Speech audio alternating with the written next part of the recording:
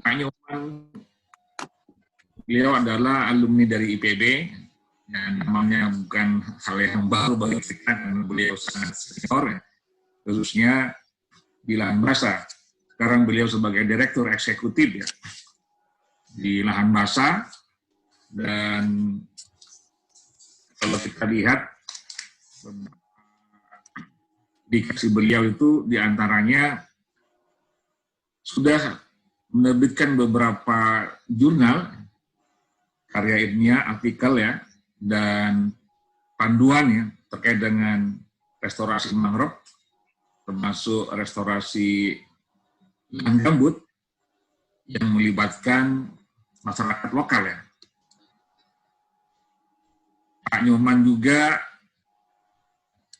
sering ya diundang sebagai narasumber ya, untuk berbicara masalah gambut, masalah mangrove ya, oleh berbagai instansi dari berbagai provinsi ya, termasuk perusahaan-perusahaan swasta, universitas, dan NGO ya. Dan karena itu memang sudah tepat ya, panitia ya, mengundang Pak Nyoman sebagai narasumber di forum ini untuk menyampaikan materi tentang ekosistem lahan basah. Waktunya Pak Nyoman relatif luas ya, kita akan sampai pada pukul 10.05. Kepada Pak Nyoman dipersilakan. Baik, terima kasih Pak Hasim. Selamat pagi dan salam sejahtera buat semua. Ya, semoga kita tetap sehat di dalam suasana wabah corona ini. Jadi baiklah, saya akan mencoba berbagi tentang pengalaman di lapangan ya. Dan saya yakin beberapa peserta ini cukup saya kenal sejak zaman masih muda ya, karena beberapa ini mantan mahasiswa saya di waktu saya masih di IPB. Baiklah, jadi saya akan menyampaikan isu tentang lahan basah. Bisa slide-nya dari pertama, Bu, halaman pertama. Jadi umum aja saya sampaikan bahwa lahan basah itu sebenarnya tidak lepas dari suatu konvensi internasional, konvensi Ramsar, di mana Indonesia menjadi anggotanya sejak tahun 91 ya, zamannya Pak Harto, di mana saat itu kita mengusulkan Taman Nasional Berbak di Jambi sebagai situs Ramsar yang pertama.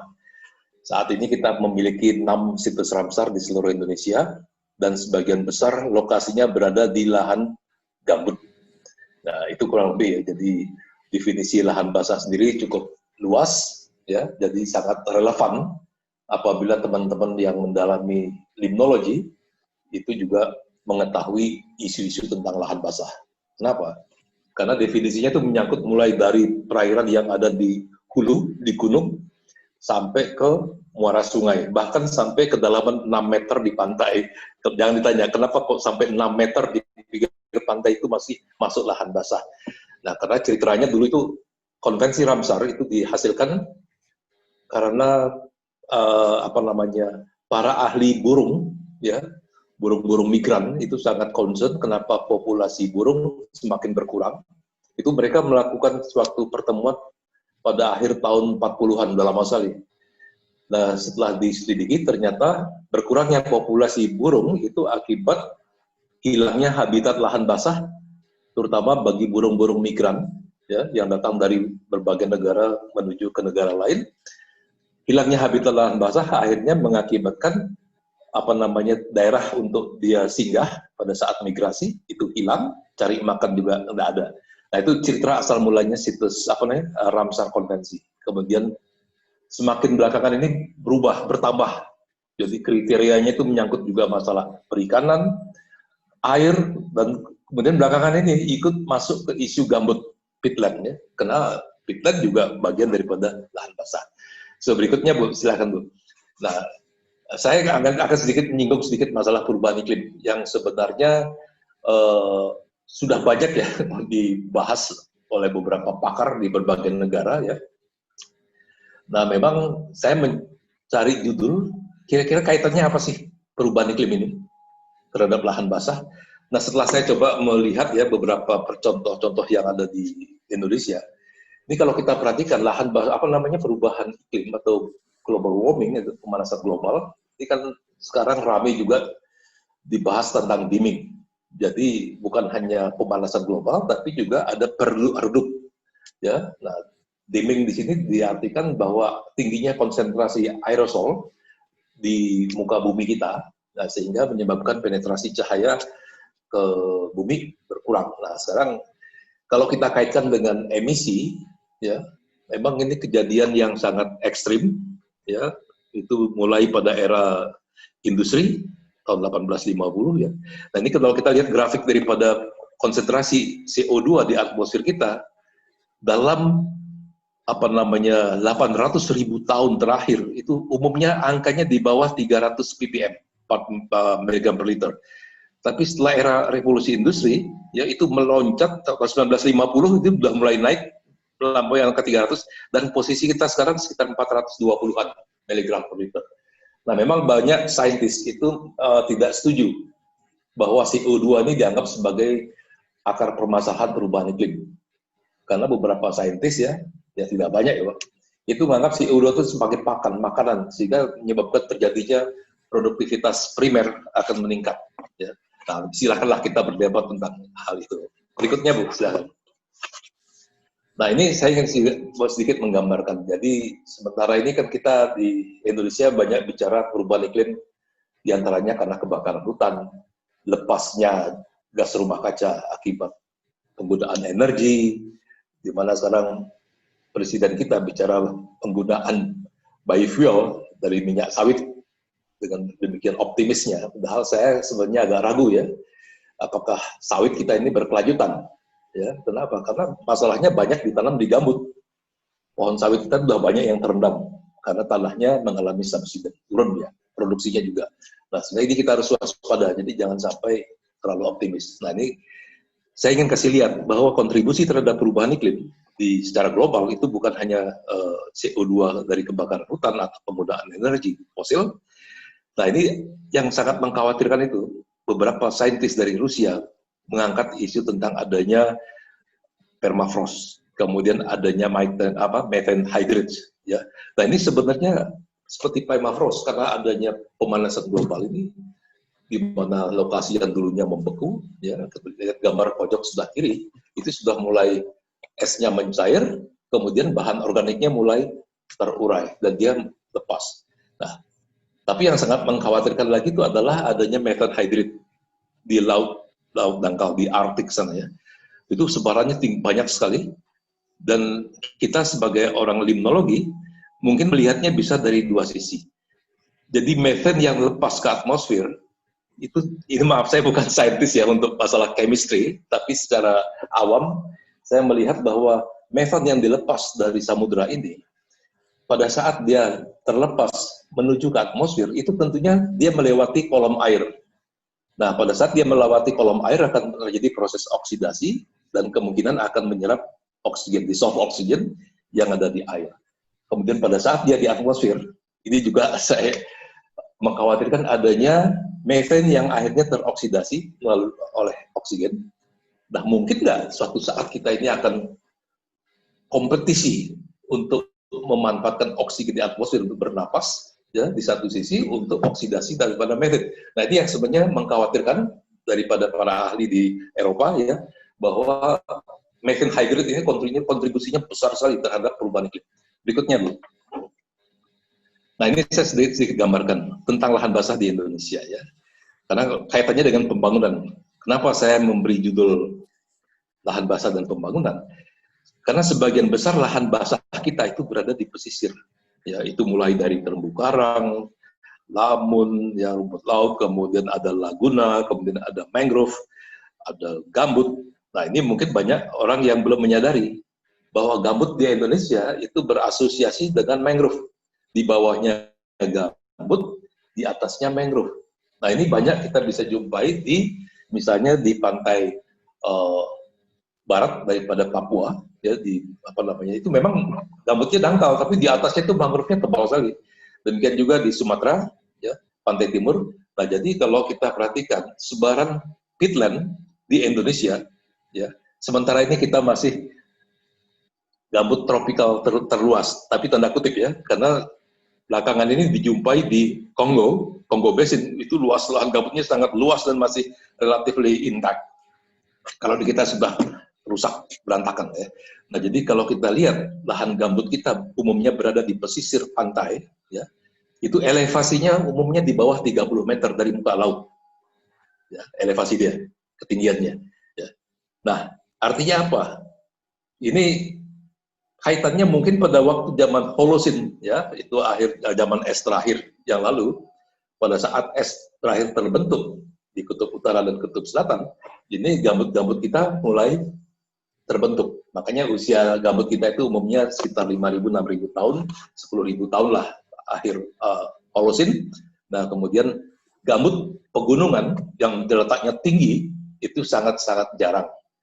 Misalnya di Danau Sentarum, nah itu gambut dia, tinggi dia. Berdasarkan kajian teman dari Untan, itu umur gambut di Sentarum sekitar 20.000 tahun. Tapi untuk di pantai timur Sumatera itu rata-rata 5.000 sampai 6.000 tahun yang lalu. Nah, ancamannya apa? Kita ini mengalami ancaman. Tadi Ibu Yusti menyampaikan bahwa gambut itu adalah air. Nah, ini kita lihat. Jadi ancamannya itu di satu sisi kita mengalami perubahan iklim, air laut itu naik, ya. Sementara IPCC menyatakan 3 mm per tahun. Itu sebenarnya angka yang terlalu murah ya. Terlalu apa namanya, moderat. Padahal di beberapa lokasi itu naiknya jauh lebih tinggi daripada 3 mm per tahun. Nah, sementara ini es yang mencair di Antartika itu akan dikhawatirkan akan menyebabkan lonjakan naiknya muka air laut cukup drastis. Akibatnya apa? Air lautnya naik, gambut kita ini sudah terlalu banyak yang hancur. Tadi Ibu Yusi sudah menyampaikan banyaknya kanal. Dia mengalami subsidence, turun ya kan? Nah, akhirnya apa? Ini ya kembali ke zaman sebelum Holocene kemarin. Ini akan tergenang oleh air laut ya. Nah, padahal di kawasan pesisir itu banyak pemukiman, banyak kegiatan bisnis, banyak infrastruktur pemerintah, masyarakat juga. Dan kemudian ini tidak lama lagi. Nanti saya akan sampaikan beberapa contoh hasil simulasi kami. Berikutnya, Bu. Nah, ini sekedar mengingatkan. Sering saya kalau ketemu sama teman-teman di limnologi, karena saya juga banyak mengkaji tentang limnologi, mungkin kita lupa kalau simpanan air tawar terbesar di muka bumi Indonesia itu bukan di sungai atau di danau. Ya. Saya mencoba mengumpulkan danau-danau di Indonesia, termasuk danau-danau yang apa namanya prioritas. Kan kita punya klasifikasi danau prioritas yang 15 danau itu. Ya. Nah, kalau kita misalnya anggaplah luas danau di Indonesia semuanya sekitar 500.000 hektar, ya, itu dia punya cadangan air tawar di danau kita itu nggak banyak. Ya. Jadi kalau bisa perhatikan, itu di sungai juga sama. Kita kumpulkan semua sungai-sungai di Indonesia itu panjangnya sekian banyak, tapi kan airnya itu tidak menyimpan air secara permanen, dia akan bergerak ke hilir. Di danau kita 100 miliar misalnya. Nah, sekarang bagaimana dengan peatland? Berikutnya, Bu.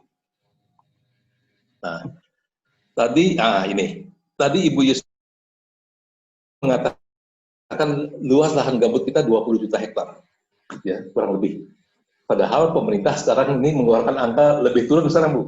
Tahun 2011 dinyatakan 14,9 juta hektar itu oleh BPSD LP ya dari Puslit Tanah lah. Kemudian baru-baru ini muncul lagi angka sekitar 13 juta hektar, tapi saya nggak tahu dari mana angkanya ya. Nah, kita anggap aja tetap 20 juta hektar. Kalau rata-rata menyimpan ketebalan gambut kita 5 meter dan isinya air, kita punya cadangan air tawar di lahan gambut itu 1 triliun. Ya. Padahal di satu sisi Jawa ini sekarang udah krisis air tawar. Dan bisa saya sampaikan, saya tinggal di Bogor dan saya mandi air hujan setiap hari. Ya. Saya kumpulkan air hujan dari talang atap rumah saya, kemudian itu saya pakai mandi ya. Karena Jawa ini memang sudah menghadapi krisis air yang sangat parah. Nah, artinya apa? Ini kebijakan tentang apa namanya persebaran industri yang boros air itu harusnya mengkaji juga keberadaan air di Jawa. Nah, sekarang pertanyaannya, apakah kalau ibu kota negara pindah ke Kalimantan Timur, ya, Itu biasanya kan di mana ada gula ada semut ya. Nah, cadangan air di Kalimantan itu kan karena gambutnya cukup banyak, besar sekali. Tapi oleh Ibu Yusti dikatakan gambutnya ini udah rusak. Ya, begitu dia rusak, kapasitas dia menyimpan air juga berkurang. Ya. Kalau menurut saya bukan hanya kapasitas, tapi daya retention time. Jadi waktu untuk menahan air oleh ekosistem gambut itu menjadi berkurang. Jadi sangat singkat. Karena dulu pada waktu gambutnya masih ada, dia itu menyimpan air, gambutnya menahan air. Tapi begitu gambutnya rusak, dia tahan sebentar, terus overflow-nya, banjir, mengalir ke sungai, ke hilir, dan ke laut. Nah, ini hanya sekedar gambaran ya, kubahnya itu sebagai seperti ini. Nah, ini boleh sedikit saya cerita ya. Kegagalan proyek lahan gambut 1 juta hektar di Kalimantan Tengah tahun 95-96, karena pada waktu itu, kalau saya anggap ini sungai yang sebelah kiri adalah Barito, ada 3 sungai besar tuh, ada Kahayan, ada Kapuas. Disodet, dibikin kanal. Jadi kanal-kanal di lahan gambut 1 juta hektar, PLG, itu kurang lebih hampir 4.600 km panjangnya. Untuk luasan sekitar 1 juta hektar. Nah, waktu itu disodetlah kubah ini. Dibikinkan kanal yang namanya saluran SPI, saluran primer induk, panjang sekali, ya, yang memotong dari Palangkaraya sampai ke Barito sini ya. Nah, kemudian apa yang terjadi? Ternyata bukan air sungai ini yang masuk ke dalam gambut, ya, karena teorinya waktu itu dibikinnya kanal-kanal itu ada kanal primer, sekunder, tersier, induk dan segala macam. Itu diharapkan pada waktu dibangun kanal, air sungai ini masuk ke kanal, ya, terus mengaliri kanal-kanal di bawahnya. Tapi yang terjadi, air di gambut ditentangan dengan hukum gravitasi. Jadi airnya itu berada dekat kubah, ya, karena adanya tanaman, dia akan menahan airnya. Begitu disodet, ternyata air dari kubah ini lari masuk ke Sungai Barito, masuk ke Sungai Kahayan, Kapuas.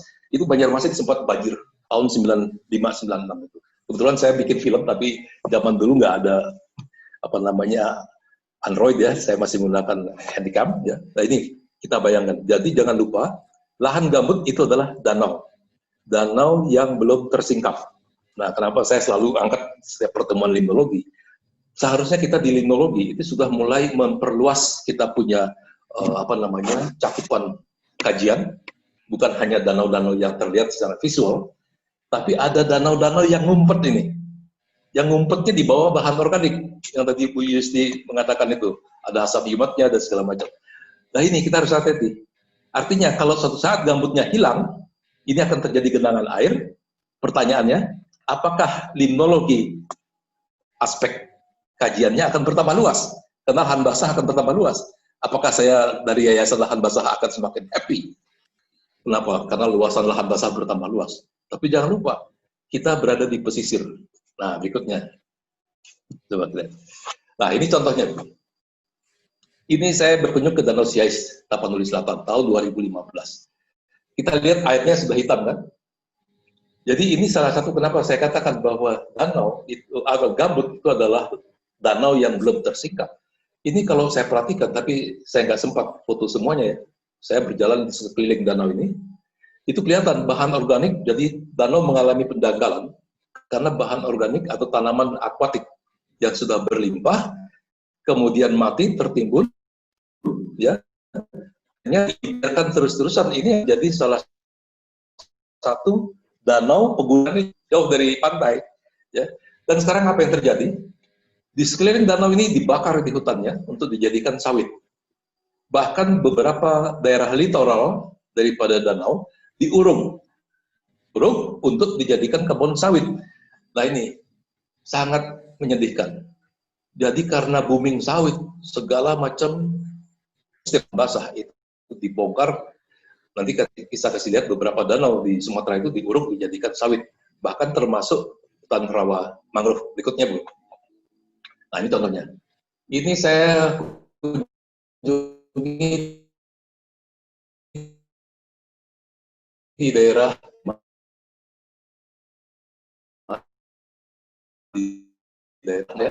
ini dari tapi datanya itu diuruk oleh sawit yang tanda-tanda kuning ini di sawit.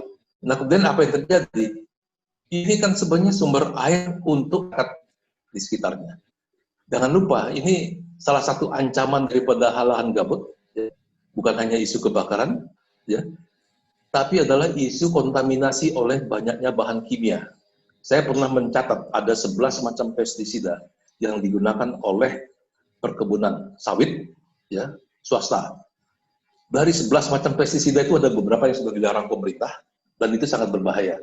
Nah, artinya apa? Kalau kita menghirup udara kebakaran di lahan gambut, kalau tadi Ibu Yusti lebih fokus kepada isu asap himatnya, nah kalau saya ini melihat hasil kajian dengan IPB, dengan beberapa peneliti dari Amerika, pada saat kebakaran gambut, mereka sampling ya udara yang tercemar, kemudian diukur ternyata begitu banyak bahan-bahan berbahaya yang terkandung di dalam asap kebakaran gambut, ya, yang sifatnya non alami, yaitu dari bahan-bahan kimia perkebunan. Ya. Nah ini satu situ. Jadi limnologi kita ini tantangannya salah satu ini. Kemudian ini pinggir sungai, sawit. Padahal ada aturannya, sempadan sungai itu berapa meter itu harus dipertahankan sifat kealamiahnya dan seterusnya. Ini semua berada di bahkan di beberapa lokasi seperti cagar alam itu juga sama. Jadi seperti Tanjung Panjang, Pak Gorontalo, itu alam dibongkar dan juga untuk garam. Berikutnya, Bu. Nah, ini sudah saya ingin sampaikan bahwa perubahan iklim itu akan berpengaruh terhadap karakteristik ekosistem lahan basah. Ya. Nah, ini ada kecenderungan, terus karakteristik lahan basah, potensi dampak, dan upaya adaptasi. Nah, kita harus mengangkat isu antara mitigasi sama adaptasi. Jadi banyak saintis bicara bahwa perubahan iklim, lahan basah juga punya peran di dalam sequestrasi karbon. Ya.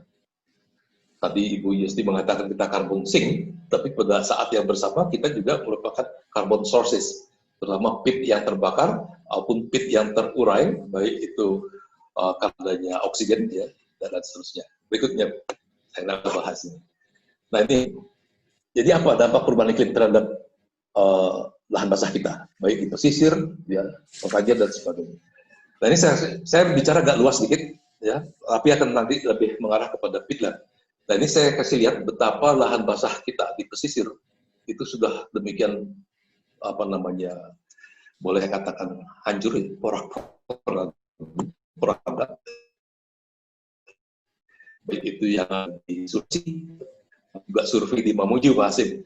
Itu lahan gambut yang ditanami sawit juga udah pada doyong, pada tumbang, ya. Nah di pantai seperti ini untuk perikanan berikutnya, silakan Bu. Nah ini juga sedikit gambaran. Nah ini yang saya ingin angkat, isu perubahan iklim terhadap limnologi, terutama hasilnya dengan danau. Minggu lalu saya dihubungi oleh beberapa staf dari KLHK terkait dengan isu danau, ya, di Indonesia. Nah terus kaitannya dengan perubahan iklim. Saya nggak tahu, mungkin LIPI sudah bukan, ya. Saya kira apa dampak perubahan iklim terhadap danau-danau di Indonesia? Nah, danau-danau kita ini kan pada umumnya, tolong saya dikoreksi kalau salah, ya. Ini kan banyakkan danau oligomiktik. Itu aduknya relatif sangat jarang dibandingkan danau-danau yang ada di temperate sana. Nah, sekarang kalau kita perhatikan, kita oligomiktik, tapi dengan adanya perubahan iklim terjadi penghangatan suhu air di bagian permukaan. Ya. Nah, kalau suhu air di permukaan danau itu semakin hangat, apakah mungkin nggak stratifikasi dia akan semakin lebih sulit untuk diaduk atau mengalami mixing oleh udara.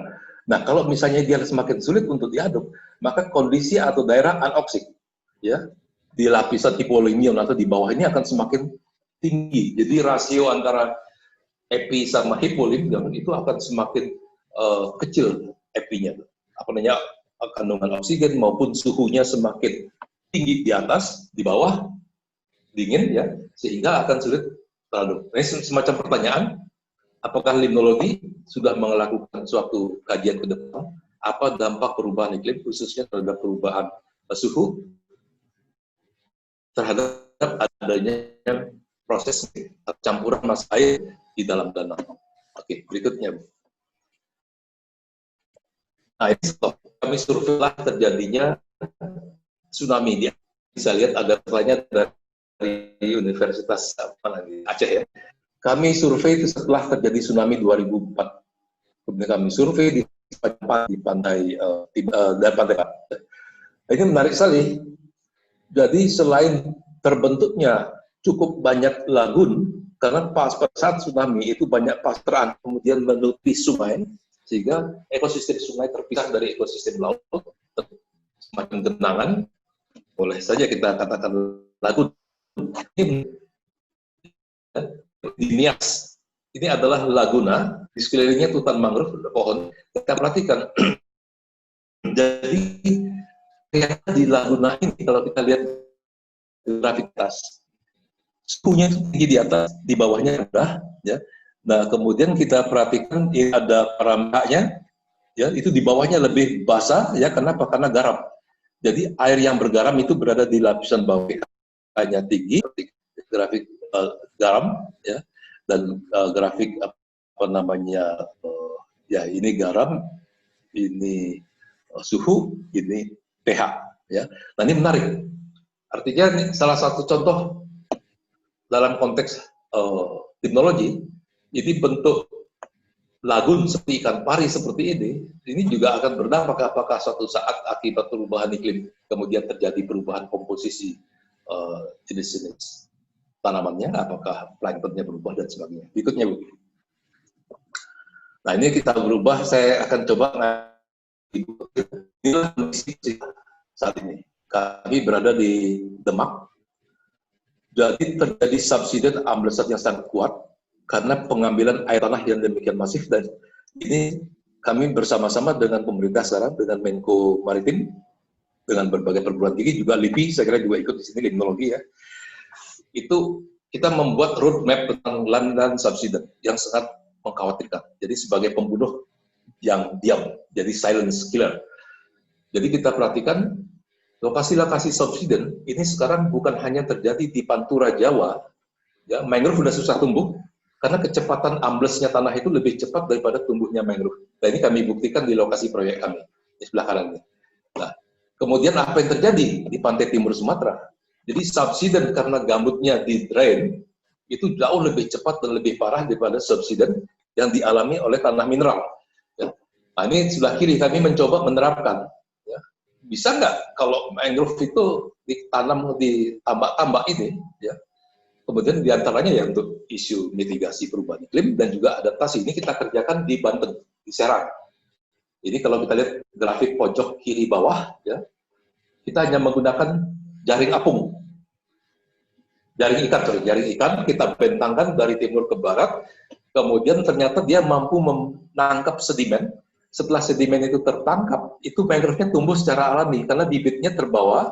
Pada saat air pasang terjadi surut kembali, pada saat surut itu dia menarik biji-biji mangrove, terutama Avicennia, akhirnya tumbuhlah semacam green belt secara alami. Setelah kita coba pertahankan dia punya substrat. Ya. Nah ini terkait dengan karbon. Ini usaha keduk teplok, maaf, dongeng saya ini agak ngalor gitu ya. Jadi karena itu bagian dari kajian lahan basah. Ini tinggi sekali. Kami juga melakukan kajian. Isu keduk teplok di tambak-tambak kita ini kan selalu dilakukan. Nah ini ternyata stok karbonnya tinggi sekali. Kenapa? Karena lumpur-lumpur tambak itu mengandung sisa pakan, kemudian kotoran ikan, udang dan segala macam, terus bawaan dari laut masuk ke dalam terperangkap. Jadi tambak yang ada di Indonesia itu adalah perangkap lumpur atau perangkap karbon. Nah, contohnya apa? Ini telah dikaji oleh mahasiswa S2 IPB. Ternyata setelah lumpur itu terperangkap, seperti gambar di pojok kiri bawah, itu stok karbonnya tinggi sekali. Hanya dalam tempo 3 bulan, dalam 1 hektar, ya, dia mampu menangkap hampir sekitar 400 ton C karbon, ya. Tapi sebagian besar karbon yang terperangkap itu adalah berasal dari sedimen lumpur yang kita tahan. Artinya semakin tinggi aktivitas manusia di daratan atau semakin tinggi tingkat pencemaran organik di pantai, kalau kita tangkap dengan ini lumpurnya terus ditumbuhi mangrove, itu stok karbonnya sangat tinggi. Berikutnya, Bu. Nah ini sedikit kita lompat ke isu lahan basah lain, ke calon ibu kota negara kita. inilah. Jadi jangan juga, ini lindung harus juga kita cukup proaktif ya. Karena ibu kota negara kita itu lokasinya tidak jauh dari Danau-Danau Mahakam. Ini kami survei ya tahun 2010 mungkin. Jadi ini di sepanjang Mahakam selain Danau Semayang, Jepang, Melintang, ini banyak sekali danau-danau kecil ya yang seperti gambarnya seperti ini, Danau Wis kita dapatkan. Nah, saya nggak tahu apakah dengan ibu kota negara dibangun nanti tidak jauh dari lokasi ini, di daerah Blok Perian, itu akan memiliki dampak ya, dan ini juga merupakan daerah dataran banjir ya, sama di sepanjang Mahakam. Berikutnya Bu. Ya, nah ini land subsidence sudah saya katakan tadi, jadi kita sudah membentuk semacam kelompok kerja di bawah Menkomar, ya, di mana dipetakan di mana titik-titik land subsidence di seluruh Indonesia. Berikutnya, nah ini contoh Bu, kenapa saya khawatir dengan apa namanya statement Bapak Presiden kita yang demikian optimis bahwa biofuel itulah energi masa depan Indonesia. Ya. Padahal inilah kondisinya. Karena sebagian besar, saat ini kita punya kebun sawit hampir 16,8 juta hektar. Sebagian besar adanya di gambut. Nah, faktanya begini, terendam. Karena tanahnya mengalami subsidence. Oke, berikutnya. Nah, ini ceritanya, Bu. Jadi, Bapak-Ibu sekalian ya, jadi inilah kompleksitas gambut. Itu cikal bakalnya seperti Ibu Yusti sampaikan itu adalah drainage. Jadi, kanal-kanal drainase. Karena setelah di drainase, itu gambutnya kering. Ya, karena dia kering itu terjadi subsidence, ambles. Karena dia ambles terjadi cekungan. Karena cekungan jadi genangan banjir. Tapi tadi pada saat dia kering dia terbakar. Terbakar melepaskan emisi gas rumah kaca. Nah, jadi saya katakan kenapa gambut itu adalah ekosistem danau yang belum tersingkap. Nah, ini ceritanya. Ini cerita kanal-kanal di mana kebakaran sering terjadi, di mana ada gambut yang ada kanalnya, dan ini adalah akibat subsiden sawit pada doyong. Nah, ini adalah Taman Nasional Berbak, situs Ramsar, lahan basah pertama di Indonesia. Tahun 91 kita angkat Berbak National Park sebagai situs Ramsar, terbakar berulang kali, akhirnya menjadi apa? Sekarang danau. Ya. Dan bahayanya apa? Apabila kebakaran ini terus berlanjut dan air laut naik, ini danau ini akan menjadi danau air payau atau mungkin asin. Nah, ini saya katakan kenapa? Bahwa gambut adalah danau yang belum bersikap. Berikutnya, Bu. Nah, ini saya ingin gambarkan betapa kanal itu merupakan cikal bakal kehancuran ekosistem gambut. Ya. Yang saya khawatirkan investor untuk sawit ini kebanyakan dari luar. Dari Malaysia, dari Singapura, dari negara Eropa, dan sebagainya. Amerika juga ada. Setiap 1 hektar, itu panjang kanalnya antara 120 sampai 700 meter. Dan itu semuanya membuang air ke sungai. Kenapa? Karena lahan, kebun sawit atau pohon sawit, kalau airnya terlalu banyak, dia mati. Ya, karena basah ya. Karena gambut adalah lahan basah, akhirnya dibikinlah kanal-kanal ini yang sangat panjang. Jadi bayangkan, katakanlah gambut kita sudah 5 juta hektar, saya yakin lebih ya, sudah jadi sawit, juga tanaman akasia, itu panjangnya kanal saya pernah coba bikin kalkulasi secara kasar, itu mungkin sama dengan kita 10 kali bolak-balik dari bumi ke bulan. Ini pernah saya angkat dulu ke Museum Muri, Jaya Suprana, mau nggak angkat oleh Muri, bahwa panjang kanal di muka bumi, itu yang terluas dan terpanjang ada di Indonesia. Mereka tidak berani. Mungkin, nggak tahu lah ya. Inilah faktanya. Berikutnya, Pak. Nah, ini isu subsiden itu sudah banyak diteliti. Jadi subsiden itu sangat terkait dengan kedalaman air gambut diturunkan. Jadi semakin dalam air gambut itu diturunkan, jadi semakin tinggi laju subsidennya. Ini saya di sini kajiannya Koonsberg. Setiap 1 cm air gambut turun, ya, itu 10 cm turun per tahun. Ya. Nah, jadi kalau di sini biasanya di kanal-kanal perkebunan sawit, katakanlah rata-ratanya 70 cm air gambut turun, maka tanah gambutnya turun 5,2 cm per tahun. Pada kondisi air tanah diturunkan 70 cm. Berikutnya, Pak. Nah, ini terkait emisi. Ini saya coba mengambil peta grafik ini dari suatu publikasi ya. Nah, ini kalau kita lihat, ini maaf ini agak catnya ini menghalangi saya. Oke. Ini adalah kedalaman air di lahan gambut, saya pakai 1 meter, kemudian ini adalah emisi. Nah, PP gambut, peraturan pemerintah nomor 71 2014 mengatakan bahwa gambut itu dikatakan rusak apabila terutama di fungsi lindung, di fungsi budidaya, kalau air gambutnya turun lebih dari 40 cm. Nah, ini kita pakai angka 40 cm ini. Jadi grafik tanda merah ini, tanda panah merah, itu artinya kalau 40 cm itu emisi gas rumah kaca CO2 itu adalah 35 ton per hektar per tahun. Kalau muka air tanahnya 40 cm. Yang mana ini secara hukum diizinkan oleh pemerintah. Tapi fakta di lapangan, pada musim kemarau saat ini, itu turunnya bisa lebih dari 1 meter. Nah, begitu dia turun sampai 1 meter aja, itu emisinya 95 ton CO2 per hektar per tahun. Nah, artinya apa? Kalau memang kita berhasil mempertahankan 40 cm aja tingginya muka air tanah, itu kita melakukan emission saving 60 ton CO2 per hektar per tahun. Tapi faktanya, ini sesuatu hal yang mustahil. Kenapa? Karena lahan gambut kita ini sudah hancur, maaf ya kalau saya terlalu berlebihan. Lahan gambut kita ini sudah hancur, bukan main. Atau dalam konteks KHG, Kesatuan Hidrologi Gambut, itu landscape-nya gambut. Itu macam-macam, itu ada kebun sawit, akasia, kantor pemerintah, kemudian adanya berbagai aktivitas, ada kawasan konservasi, itu sudah di drainase.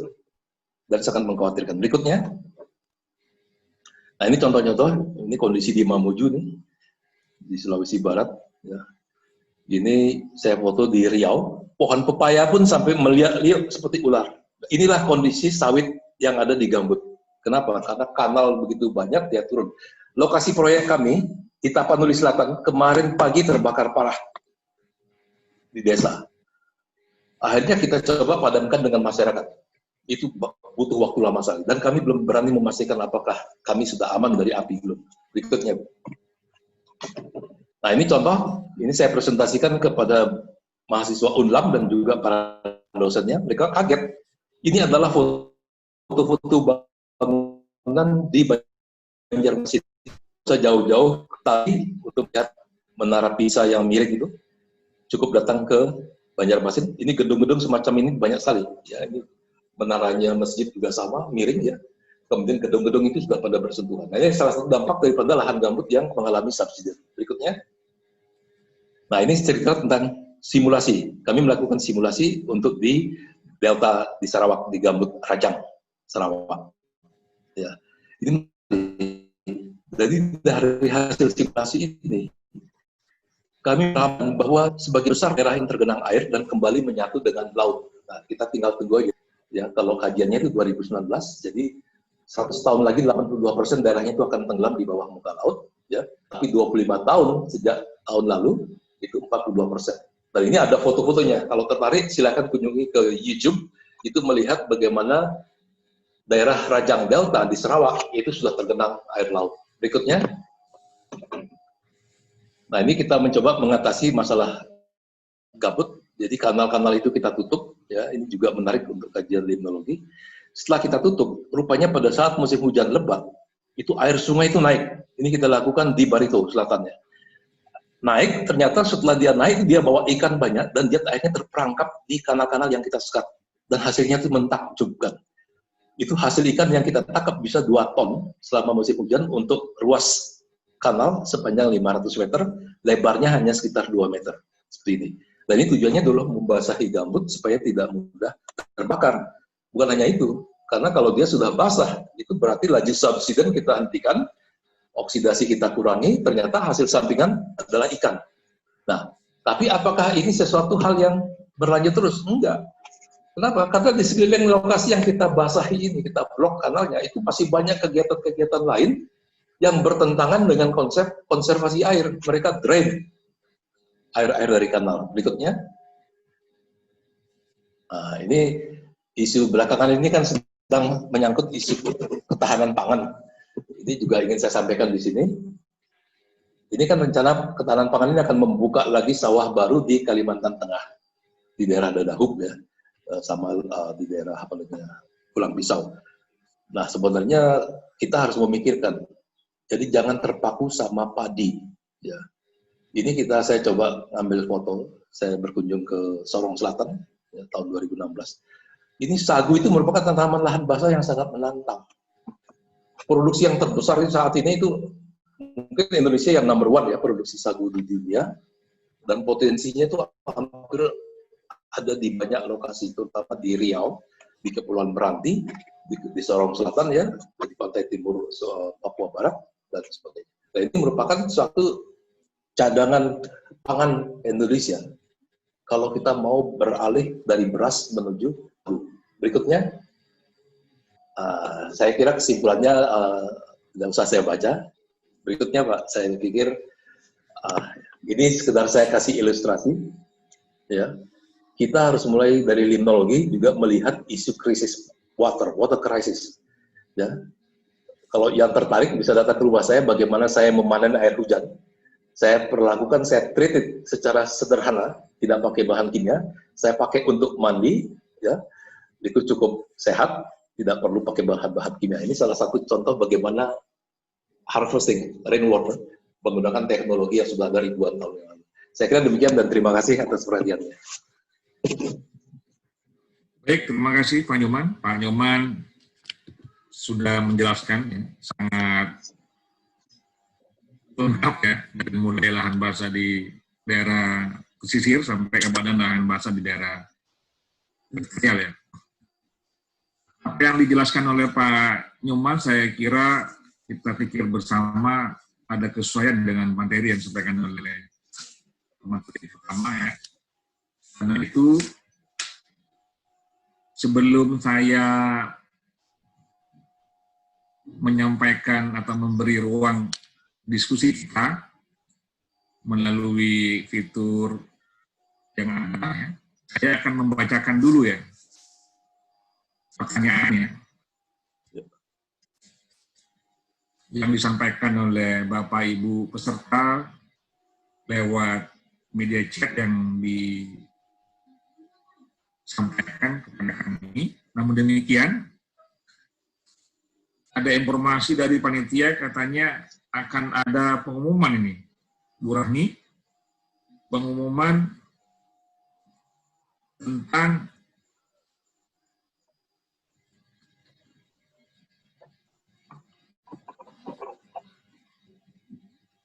peserta yang dapat ini ya, yang dapat hadiah buku ya. Iya, betul Pak.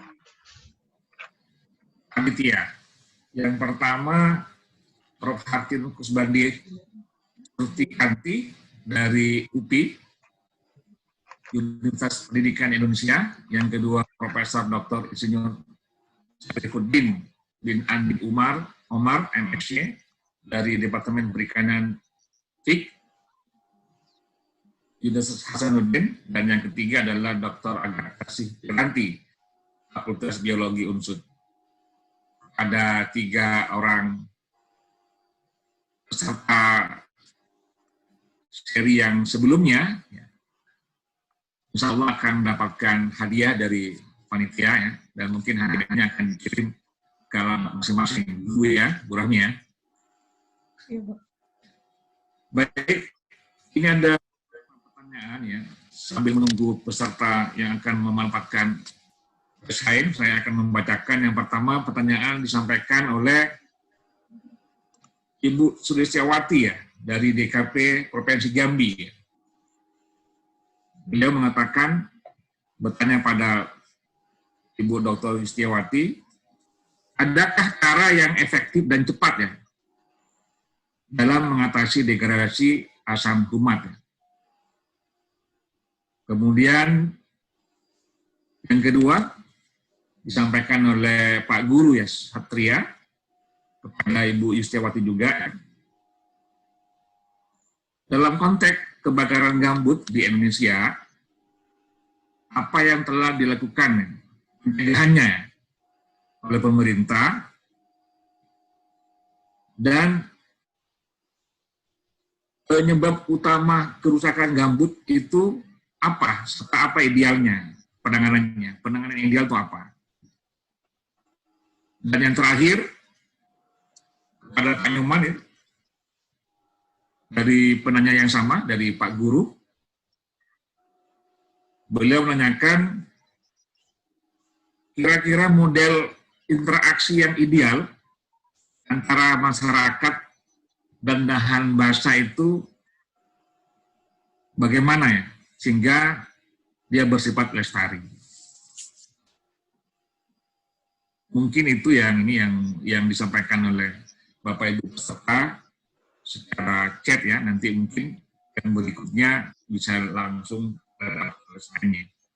Kepada Ibu Yustiawati mungkin kami persilakan Bu untuk menanggapi pertanyaan dari peserta. Ya. Mungkin Ibu juga bisa membaca langsung dari kita. Baik Pak, terima kasih atas pertanyaannya kepada Bu Sulistiawati. Saya akan coba menjawab. Pertama, pertanyaan bagaimana cara yang cepat dan efektif dalam mengatasi degradasi asam humat. Pertama-tama mungkin kita harus membedakan dulu bagaimana tingkat degradasi asam humat, kerusakannya seperti apa. Karena itu tergantung juga dari ketebalan gambutnya, di mana asam humat berada. Kalau misalnya ada gambut yang tebalan cuman misalkan 50 cm, ada yang sampai 2 meter, bahkan sampai 4 meter, bahkan sampai 8 meter, tentu beda-beda degradasinya yang terjadi. Kemudian, apa penyebab kerusakan tersebut? Misalkan, apakah karena degradasi, karena deforestasi, ataupun karena kebakaran hutan gambut. Kalau kerusakan degradasi asam humatnya terjadi pada yang tipis, tentunya kalau kerusakannya karena misalkan kebakaran hutan, itu akan habis dan sangat susah untuk diperbaiki. Tapi bila degradasi asam humatnya terjadi pada misalkan gambut yang tebal dan kerusakannya mungkin hanya karena deforestasi, saya kira yang rusak itu cuma bagian permukaannya, maka bagian yang lahan gambut yang rusak itu bisa kita restorasi atau ditanam revegetasi dengan tanaman-tanaman yang adaptif pada kondisi gambut yang sudah terdegradasi, sehingga bisa cepat dan cepat tumbuh tanamannya, sehingga kondisi gambut itu ya menjadi basah, menjadi dengan kondisi tidak ada oksidasi, tentunya itu akan mencegah degradasi dari asam humat. Jadi untuk yang cepat, saya terus terang saya belum tahu apa, tapi yang paling banyak dilakukan adalah revegetasi di daerah gambut. Kalau kerusakan gambutnya sangat parah, tentu itu akan memakan waktu yang lama untuk tanaman itu tumbuh kembali. Mungkin itu yang saya sampaikan untuk pertanyaan pertama. Kemudian pertanyaan kedua dari Pak Aji. Terima kasih atas pertanyaannya. Mitigasi atau pencegahan apa yang selama ini dilakukan terhadap kebakaran lahan gambut di Indonesia? Apa penyebab utamanya? Kalau penyebab utamanya kebakaran lahan gambut tentunya karena kekeringan. Kekeringan itu dapat disebabkan macam-macam, karena seperti yang tadi, kerusakan yang telah saya sebutkan tadi, adanya drainase ataupun deforestasi, itu menyebabkan gambut kekeringan sehingga mudah terbakar. Kemudian tentunya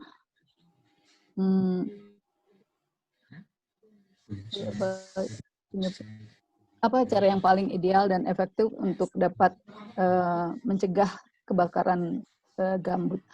Sebenarnya dari pemerintah daerah untuk menanggulangi kebakaran gambut.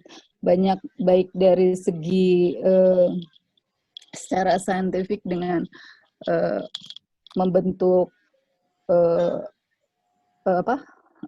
dam-dam pada kanal-kanal agar supaya menjaga gambut tetap basah, supaya subsidinya tidak turun.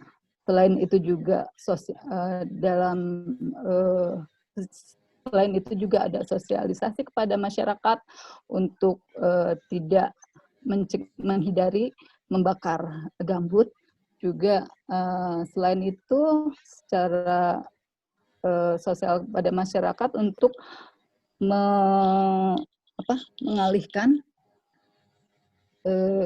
mengalihkan pekerjaan dari pertanian yang membakar lahan gambut ke tempat-tempat yang tanahnya itu bukan tanah gambut tapi tanah mineral. Mungkin beberapa usaha telah dilakukan di beberapa tempat seperti di Kalimantan, seperti itu yang saya tahu.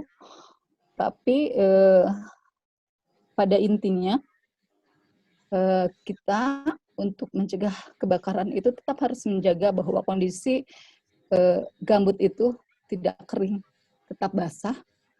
Meskipun tentu pada kondisi tertentu ketika ada El Nino pada kekeringan, pada kondisi kekeringan yang panjang, sangat sulit dihindari kebakaran gambut itu.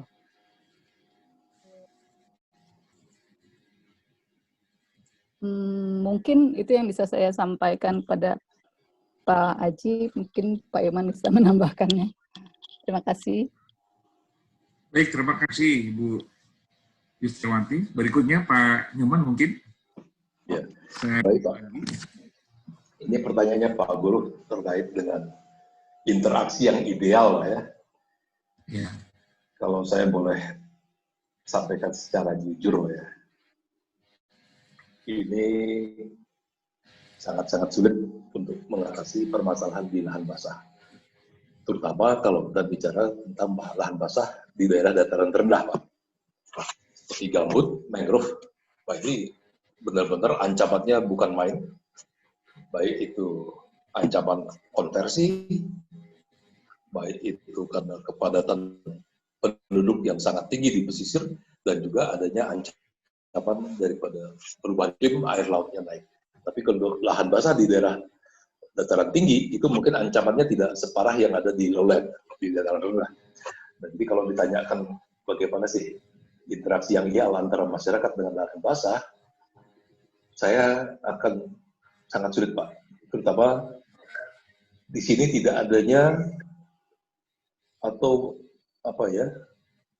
kesepahaman antara berbagai pihak atau stakeholders untuk mempertahankan lahan basah itu sendiri. Misalnya gambut, ya, itu peraturan pemerintah kan sekarang sudah membuat semacam definisi tentang KHG, Kesatuan Hidrologi Gambut, itu oleh Kementerian Lingkungan Hidup dan Kehutanan, di mana mendefinisi, membatasi bahwa gambut itu berada pada dua buah sungai atau sungai dengan laut. Nah, tapi di dalam landscape ini begitu banyaknya aktivitas. Jadi kalau kita mau menyelamatkannya itu bukan hanya dari sisi masyarakat umum, ya, tapi termasuk juga pada para pembuat kebijakan. Jadi para pembuat kebijakan, pengambil kebijakan, pemberi izin, karena ini semuanya akhirnya kan kalau kita berusaha untuk melestarikan, tapi izin-izin yang bertentangan dengan konsep kelestarian itu masih dilepaskan. Seperti contohnya, Pak Jokowi telah menerbitkan moratorium sawit pada Perpres nomor 8 tahun 2018. Ya. Kemudian sudah membuat permanen bahwa lahan gambut tidak boleh lagi dibuka, termasuk hutan primer. Itu sudah menjadi kebijakan permanen. Kalau dulu kan masih sifatnya moratorium. Moratorium setiap 3 tahun diperpanjang. Sekarang sudah permanen. Tapi fakta di lapangannya, itu tetap terjadi, ya. Meskipun moratorium sawit sudah dilakukan, tapi fakta di lapangan apakah itu bisa dihentikan, baik itu masyarakat luas maupun swasta. Dan inilah yang merupakan salah satu tantangan terberat kalau kita mau membuat suatu interaksi yang ideal antara masyarakat, karena nggak bisa hanya masyarakat sendiri, itu harus melibatkan para pemangku kementerian lainnya, baik itu swasta, masyarakat, pemerintah, pengambil kebijakan, pihak swasta, dan sebagainya. Selama itu tidak bisa diintegrasikan akan sulit. Yang kedua, kepadatan penduduk dan semakin bertambah, ya, yang akan sulit untuk dikendalikan. Yang ketiga, perubahan iklim, itu I love. Jadi jawabannya sangat sulit, ya, untuk melestarikan lahan basah di kawasan pesisir. Saya kira itu, Pak. Terima kasih. Baik, tadi sudah dijelaskan oleh Pak Nyoman dan Ibu Yustiawati, ya, tantangan ketika kita terus melakukan restorasi, ya, pada saat gambut sudah rusak. Ternyata tidak mudah, ya. Pak Nyoman, ini ada pertanyaan yang baru disampaikan oleh Ibu Tri, ya, kepada Pak Nyoman, ya. Ibu Tri Suprabawati.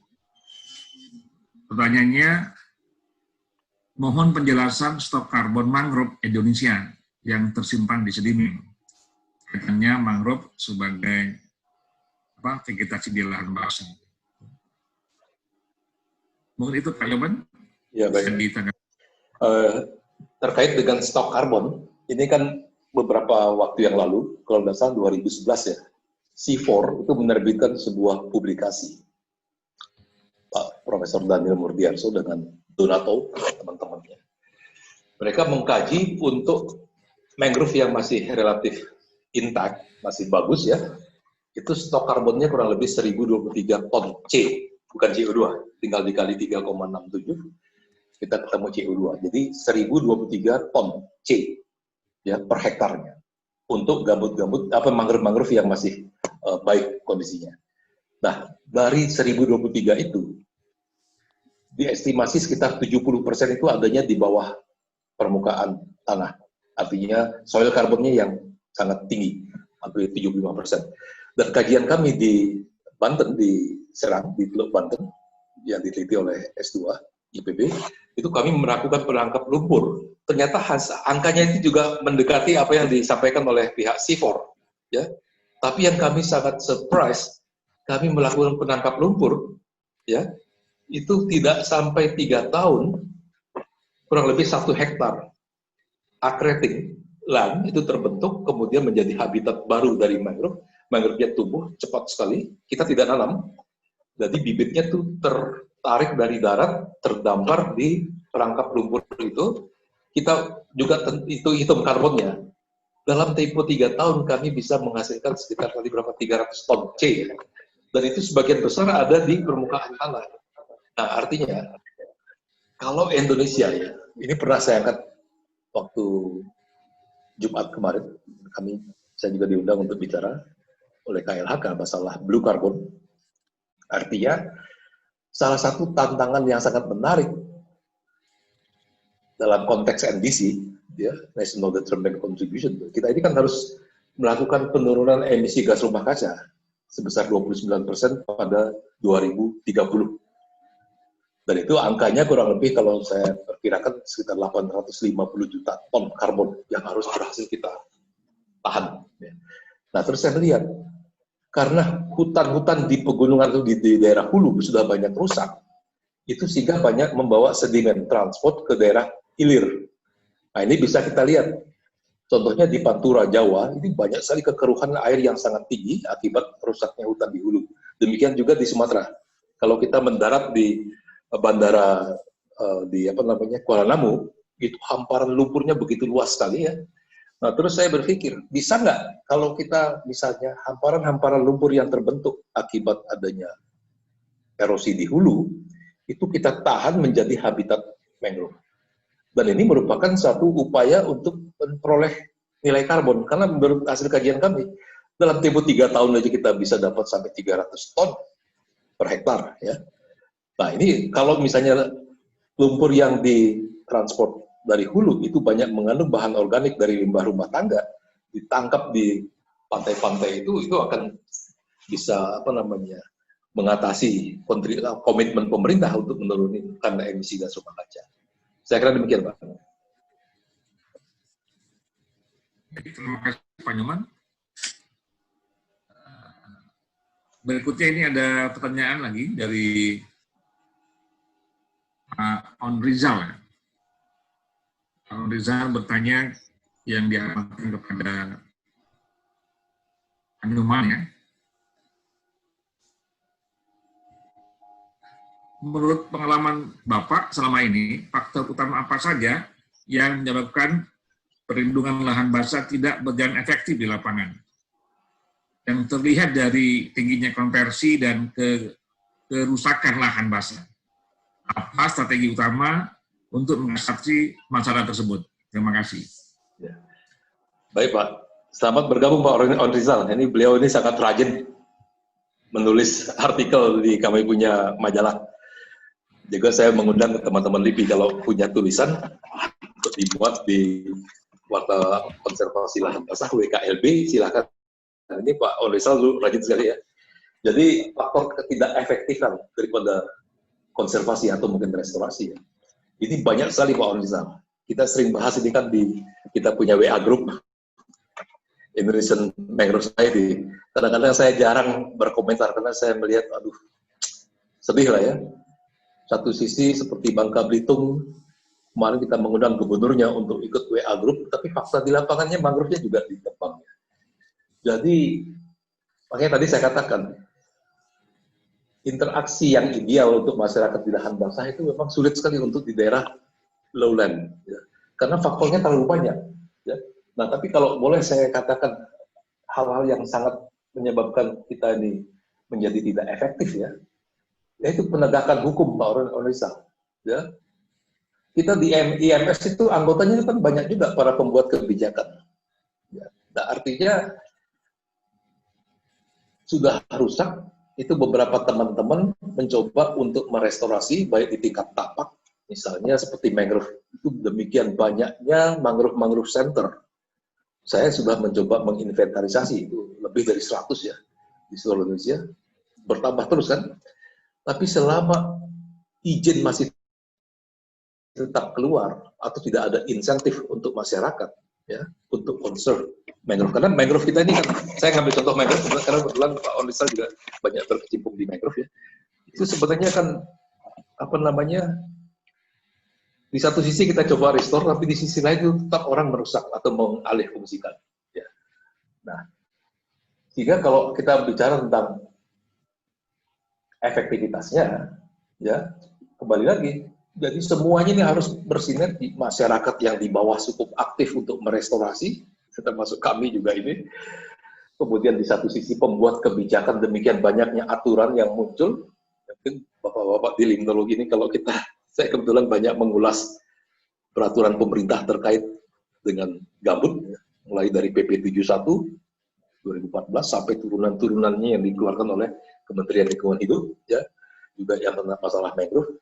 Nah, jadi yang nggak salah kalau Pak Jokowi melihat bahwa kebijakan kita ini sudah sangat demikian banyaknya, tapi kan kembali lagi, sejauh mana kebijakan-kebijakan ini memang efektif diterapkan di lapangan.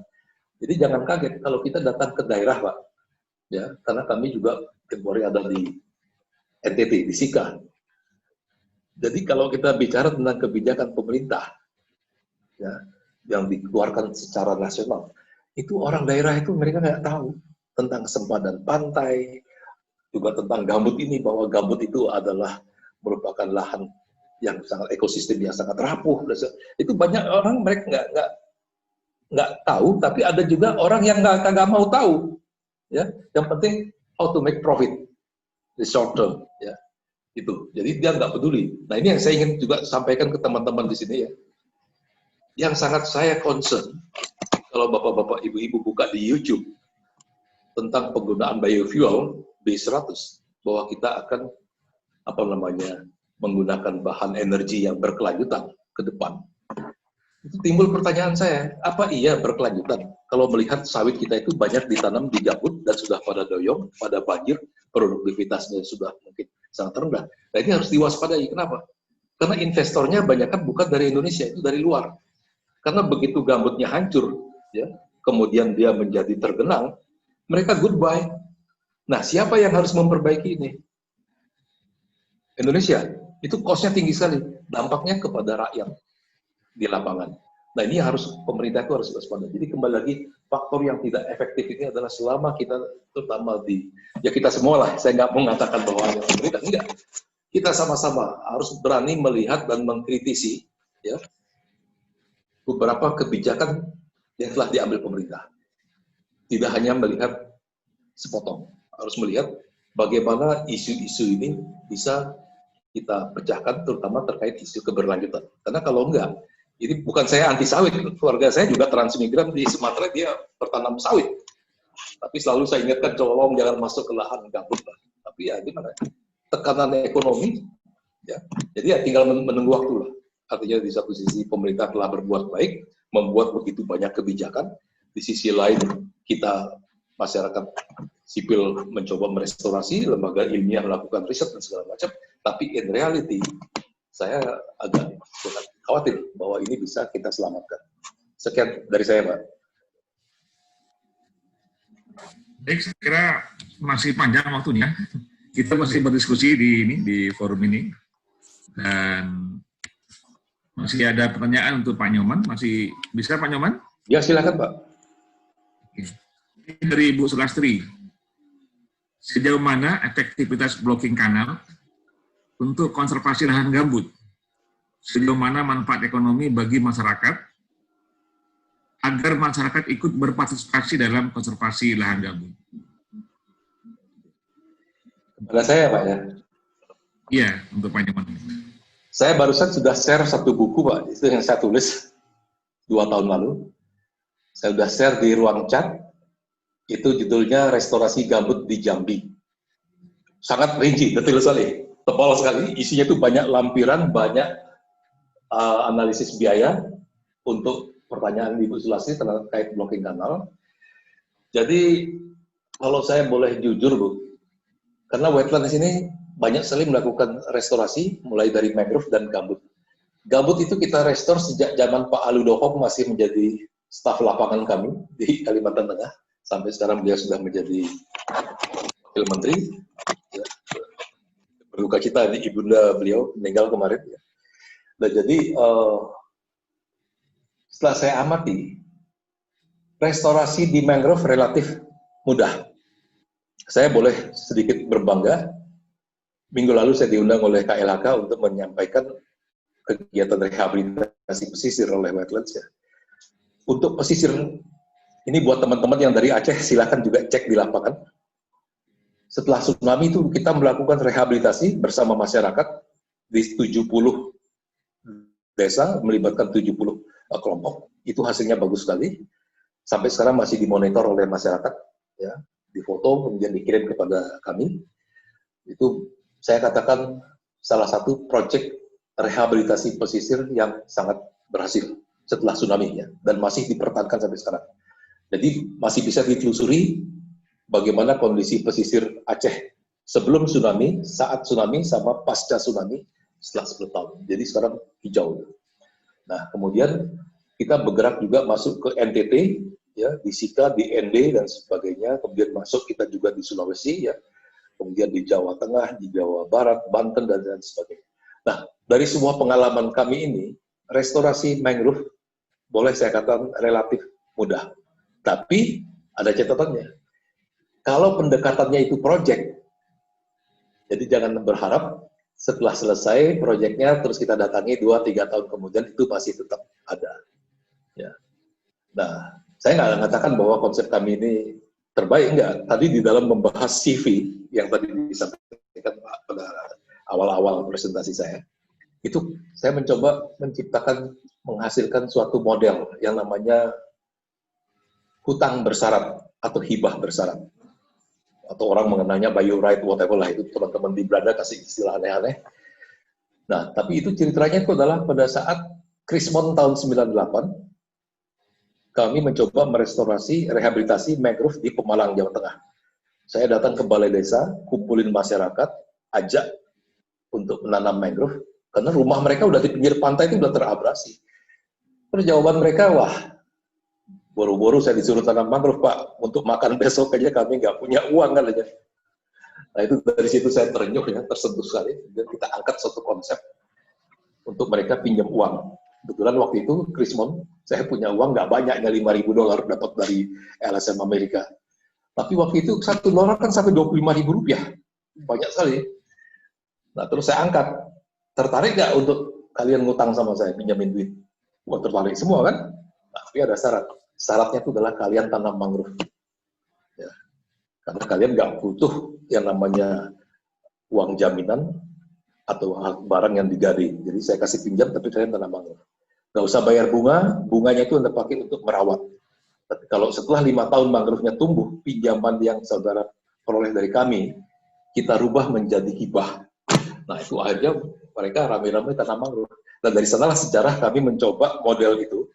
Kita pindah kemudian ke Simelu setelah tsunami dengan konsep yang sama. Kita pindah ke Aceh, ya, daratan. Ya. Nah itu berhasil. Dan kemudian kita pindah ke Sika, juga berhasil bagus. Sampai dan terakhir sekarang kami ada di Demak. Tapi Demak masalahnya kita tanam mangrove, tanahnya turun cepat sekali. Ya, jadi tidak selalu rehabilitasi pesisir. Itu tantangannya oleh manusia, tapi juga oleh alam. Tanahnya turun sehingga bibit mangrove itu mati.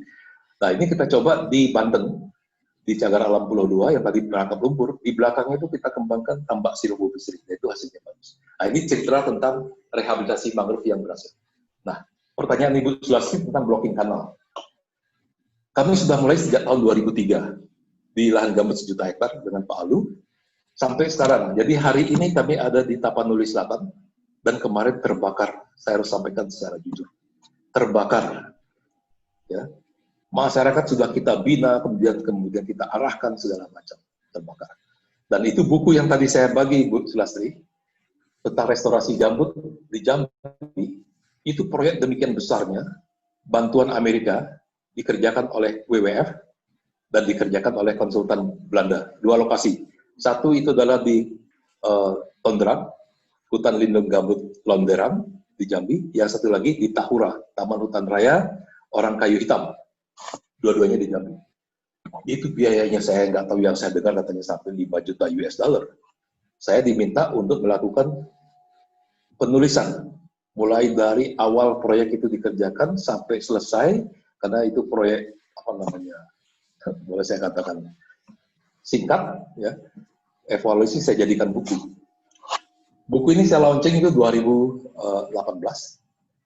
Tahu-tahu 2019 kebakaran gambut yang parah, itu habis semua.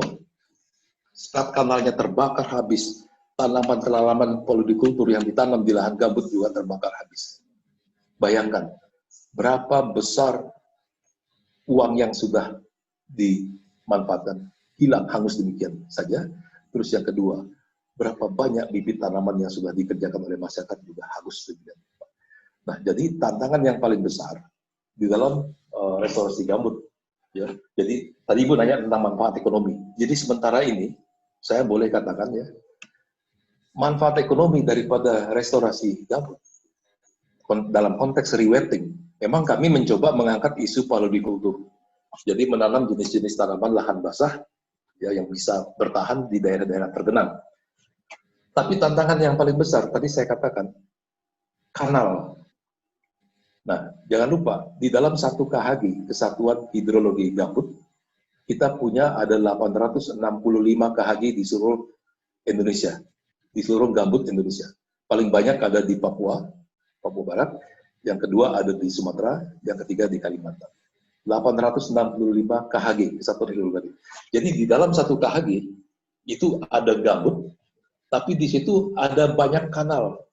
Jadi kalau ada yang sempat buka sekarang di YouTube, di internet ya, buka aja peta Pulau Sumatera atau klik kota Pekanbaru, Riau.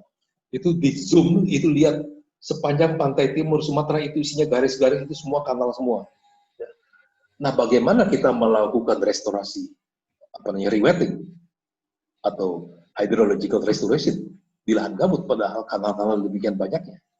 Nah, sehingga kalau tidak ada komitmen yang sama antara berbagai pihak yang terdapat di dalam satu KHG, saya boleh membuat suatu pernyataan yang sangat nyeleneh, sangat pesimistik. Kegiatan restorasi tidak akan berhasil selama tidak terjadi komitmen untuk seluruh pihak yang terdapat di dalam KHG itu. Baik itu masyarakatnya, swastanya, pemerintahnya, dan siapapun. Ya. Karena kalau hanya kita merestorasi, melakukan blocking kanal pada areal yang sempit, katakanlah satu kampung luasnya 1000 hektar, tapi di sekelilingnya itu udah banyak kebun-kebun sawit yang mendrainase air gambutnya, itu udah forget it. Ya. Makanya saya katakan, Indonesia ini harus hati-hati, jangan terlalu cepat berbangga atau optimistik dengan isu biofuel. Kalau saya perhatikan itu di YouTube, demikian bangganya para pengambil kebijakan tentang biofuel daripada sawit. Tapi lihat dampak ke depan ini nanti begitu dia tanahnya sudah amblas, tergenang, ini akan ditinggalkan oleh para investor. Di suasananya cabut, kembali ke Malaysia, kembali ke Singapura, kembali ke Amerika, ke Eropa, dan sebagainya. Akibatnya apakah? Kita akan ditinggalkan dengan lahan yang sudah hancur, berupa genangan-genangan yang tidak lagi produktif. Nah, kecuali kita bisa tanam ikan. Nah, ini ke depan merupakan salah satu tantangan yang harus diantisipasi oleh kita-kita di limnologi. Artinya sejauh mana peralihan daripada ekosistem gambut yang secara perlahan tapi pasti dia akan menjadi suatu ekosistem danau atau perairan tergenang. Nah, sehingga isu ketahanan pangan ini harus beralih. Atau masalah investasi itu mulai dari investasi tentang sawit, ya. Mungkin ke depan kita kalau mau investasinya bisa nggak Indonesia ini menjadi salah satu produsen ikan air tawar atau ikan di air gambut terbesar di dunia. Karena volume air tawar di gambut kita kan sampai 1 triliun kubik tadi. Nah, ini merupakan tantangan yang terbesar di dalam konteks restorasi lahan gambut. Untuk lihatnya dari sisi manfaat ekonomi. Nah, untuk sementara ini memang manfaat ekonomi lebih banyak dinikmati oleh investor, ya, para penguasa konsesi kebun sawit. Nah, ini sekedar tambahan, Bu. Minggu lalu saya ikut di WhatsApp group, ya, itu terkait dengan isu gambut di Riau. Itu pihak Walhi Riau mengatakan ada 70 triliun rupiah potensi uang yang bisa ditarik dari pajak itu tidak bisa diambil. Kenapa? Karena begitu banyaknya para pemilik konsesi kebun sawit yang ilegal. Dia tidak memiliki HGU. Dan ini tantangan yang sangat besar di depan mata. Kalau mau memperbaiki ekonomi, ya ini ditelusuri siapa pemilik konsesi-konsesi itu. Mereka tidak punya HGU, tidak punya NPWP. Dan dihitung oleh Walhi itu 70 triliun potensi income pemerintah daerah dari sisi pajak sawit. Saya kira demikian, Pak. Oke. Kita masih ada waktu ini sekitar 10 menit lagi, Bapak Ibu. Dan kita akan lanjut diskusi. Masih ada beberapa pertanyaan yang disampaikan oleh peserta. Mungkin nanti sebelum saya memberi kesempatan kepada Ibu Belis, ya, ini ada pertanyaan yang dialamatkan kepada Pak Nyoman kembali. Pertanyaan disampaikan oleh Prof. Gadis. Apakah Pak Nyoman punya pengalaman penelitian terkait gambut di daerah Riau? Mohon informasinya kalau ada, karena kebetulan Prof. Gadis ini dengan teman-teman sedang ada kegiatan di sana. Silakan mungkin, Pak Nyoman. Baik, Pak. Kalau untuk Riau, ya, di masa lalu, yaitu Atlas Gambut yang tadi Ibu Yusti mengutip, kan kita memetakan gambut di seluruh Indonesia, ya, bekerja sama dengan Pusri Tanah, termasuk Riau. Nah, tapi saat ini kami tidak langsung bekerja, tapi kita membiayai beberapa NGO, LSM lokal, ya, termasuk Walhi, ya, juga termasuk kemarin itu mengangkat isu sagu di Kepulauan Meranti, bukan di Pulau Padang, ya. Dan ini menarik sekali kalau misalnya LIPI, ya, dalam konteks ketahanan pangan, ini sering sekali saya ungkapkan. Ini gambut di Riau, saya slide-nya nggak saya bisa munculkan. Ini sangat mengerikan, Pak. Jadi saya punya beberapa slide, dan bahkan pihak Menkomar, Kementerian Maritim, ya Menko Maritim, itu mengundang Gubernur Riau, ya pada tahun lalu. Saya kira teman-teman dari LIPI juga hadir, teknologi. Ini kan bahkan ada beberapa bangunan, ya di Meranti sana yang sekarang udah di tengah laut. Itu jadi banyak ada gambut kepulauan. Jadi gambut yang terdapat di kepulauan, termasuk Pulau Bengkalis, di Pulau Padang, ya, dan sebagainya. Itu beda dengan gambut di daratan. Ya. Nah, artinya kita perhatikan bahwa gambut kepulauan ini, kalau dia sampai terabrasi, hilang, ya, dampaknya kepada zona ekonomi eksklusif wawasan Nusantara kita. Ini seperti apa? Di satu sisi kita jualan pasir, Singapura bertambah luas daratannya. Berarti dia maju kan ke laut. Di sisi lain kita punya gambut-gambut di Riau itu sudah mulai hilang, ya, terabrasi. Dan kalau nggak salah minggu lalu saya diundang oleh Sekretaris Satu Singapura untuk diskusi masalah ini. Ya, saya ingatkan kepada beliau, jangan lupa ya kerusakan gambut kami di Indonesia ini juga oleh pengusaha-pengusaha Singapura.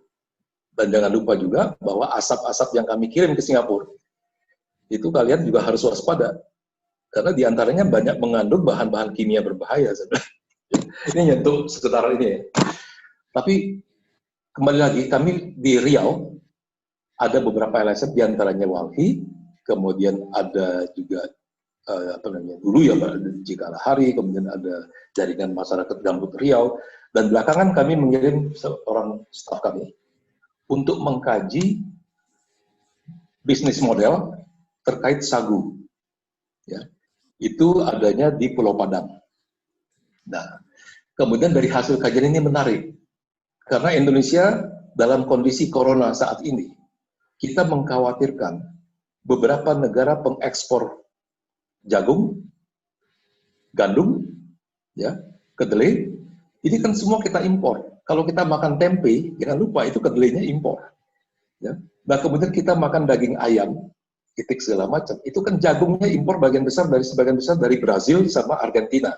Bahkan saya lihat di YouTube, itu di Jawa Timur orang membagi-bagikan bibit anak ayam kepada masyarakat secara gratis. Karena mereka nggak bisa, makannya udah terlalu mahal. Nah, sehingga ke depan, pernah nggak kita memikirkan, kalau misalnya negara-negara pengekspor jagung, seperti Brasil dan Argentina, karena corona ini, dan juga Amerika terkait dengan gandum, atau juga negara lain terkait dengan kedelai, itu akhirnya mereka membatasi ekspornya ke negeri kita, ke Indonesia. Ini kita mau makan apa? Nah, kemudian staf kami ini datang ke lapangan, ya, ke Pulau Padang, ke Meranti, dia lihat, ini ada peluang yang sangat besar untuk beralih dari jagung sebagai pakan ternak, menggunakan ampas sagu. Namanya itu sapuring, sagu parut kering kalau nggak salah. Jadi sagu itu ampasnya itu dipakai untuk memberi pakan kepada itik dan kepada ayam. Dan ini menarik, saya punya videonya dan sangat menarik ya. Nah, artinya kan kalau kita mau berpikir ke depan bahwa ketahanan pangan kita ini jangan hanya melihat kepada isu beras, ya, tapi sumber protein kita ini akan terdampak akibat corona. Ya, dan sehingga kita harus mulai melihat alternatif lain, diversifikasi pangan, dan juga bagaimana mengantisipasi kelangkaan bahan pakan untuk ternak, ya, sehingga kita masih bisa bertahan ke depan. Nah, ini saya sarankan kalau nanti Ibu Gadis mungkin ke Riau, kalau misalnya bisa mampir, ya saya nggak tahu Riau-nya di mana karena luas sekali ya. Saya di Riau sudah muter kemana-mana ya, ke beberapa kebun sawit juga. Nah, tapi khusus dengan sagu, ini Meranti merupakan salah satu produsen sagu terbesar di Indonesia. Ya. Dan ini permasalahan yang dihadapi oleh sagu kita di Riau. Ya. Juga masalahnya terbakar juga. Sempat ke pengadilan PT NSP. Lalu di satu sisi sagu itu kan tanaman lahan basah. Ya. Tapi kembali lagi ke isu yang saya sampaikan tentang ketahanan pangan, ini sangat menarik sekali untuk dilihat sejauh mana ada sinergi antara pemerintah dalam hal ini. Saya nggak tahu, karena kemarin waktu kita WhatsApp group, kita mengundang juga kepada Menko Perekonomian, ya, kemudian staf kami yang ada di lapangan sampai saat ini masih di lapangan. itu melihat bagaimana potensi sagu ya sebagai pakan ternak. Nah, tapi ya dari sisi saya melihat dari aspek lingkungan lain, ini yang juga mungkin relevan untuk limnologi, itu proses sagu menimbulkan pencemaran air yang sangat-sangat parah. Baunya busuk, hitam, dan ikan-ikan itu sudah hampir tidak ada di sungai, ya, karena pencemaran bahan organik dari proses sagu ini. Ditambah lagi dengan adanya corona, ini teman saya di lapangan mengatakan timbunan produk sagu tidak bisa diekspor. Ya. Jadi banyak karyawan di lapangan yang menganggur, di satu sisi sagunya menumpuk, nggak bisa diekspor keluar, biasanya diekspornya ke Malaysia, ya, ke Singapura, dan sebagian besar juga masuk ke Cirebon. Jadi kalau kita makan bihun itu bahannya dari sagu. Nah itu Bu Gadis, jadi silakan kalau misalnya LIPI tertarik untuk mendalami isu air pencemaran dari sagu ataupun aspek produk lahan basah untuk alternatif pangan ke depan. Saya kira demikian, Pak. Ya, terima kasih Pak Nyoman ya. Bapak Ibu peserta yang berbahagia, waktu kita sudah tepat ya, jam 10.50 lebih. Kalau kami di Gorontalo sudah hampir menjelang jam 12 ya. Oleh karena itu saya mohon kepada Ibu Dr. Istiawati ya, menyampaikan closing statement-nya ya. 1 menit ya. Kemudian dilanjutkan oleh Pak Nyoman ya, statement closing-nya 1 menit. Kemudian kita akan masuki session untuk pada Ibu Dr. Istiawati, dipersilakan.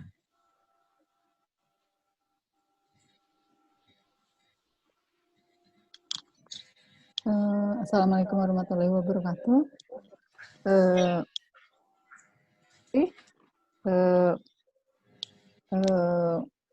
Saya terima kasih sudah bisa sharing, berbagi pengetahuan dan pengalaman ya, dengan Pak Nyoman dan Bapak Ibu semua.